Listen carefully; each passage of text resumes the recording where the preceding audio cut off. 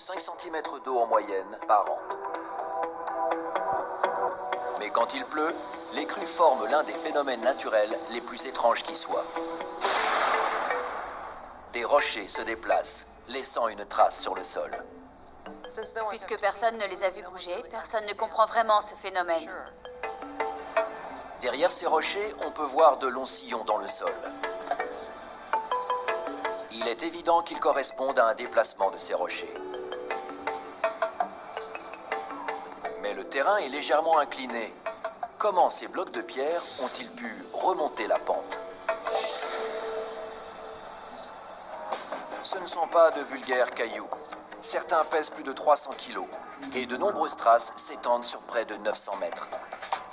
Ce phénomène a été constaté pour la première fois par des scientifiques il y a une centaine d'années dans cet endroit isolé. Mais personne n'a jamais vu bouger ces rochers. Le professeur Paula Messina les étudie depuis plus de 20 ans.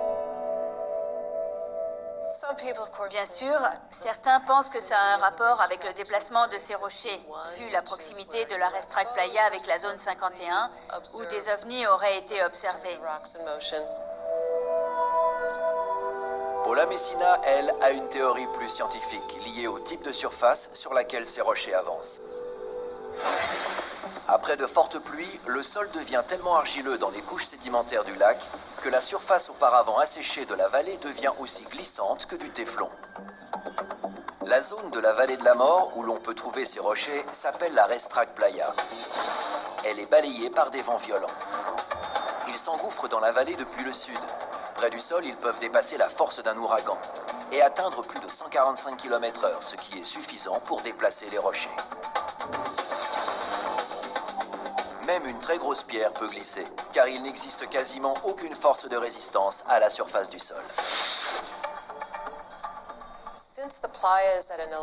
Puisque la playa se trouve à environ 1200 mètres au-dessus du niveau de la mer, elle est soumise au climat qu'on observe en montagne. À cette altitude, il pleut et parfois même il neige. Les sédiments à la surface de la playa deviennent si mouillés qu'ils n'offrent aucune résistance au glissement. Il ne faut donc pas beaucoup de force pour déplacer un rocher. Les traces les plus longues et les plus rectilignes se concentrent dans la partie sud-est de la Racetrack Playa. Dans cette zone, le vent est canalisé par les montagnes pour former une sorte de soufflerie naturelle. Deux autres souffleries traversent le centre de la playa et créent des turbulences. La zone où elles se rencontrent correspond à celle où on observe les traces les plus complexes.